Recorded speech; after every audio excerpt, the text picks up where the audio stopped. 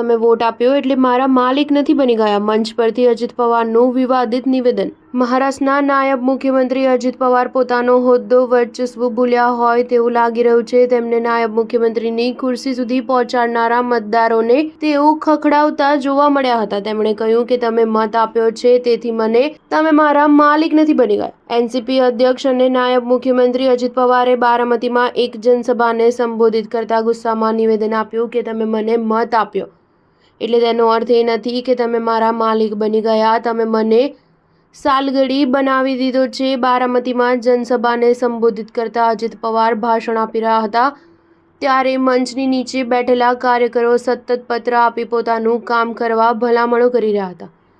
પહેલા તો અજીત પવારે તેમને નજરઅંદાજ કર્યા, પરંતુ બાદમાં આ સિલસિલો વધતા તેઓ ભડકી ઉઠ્યા અને આ નિવેદન આપ્યું હતું.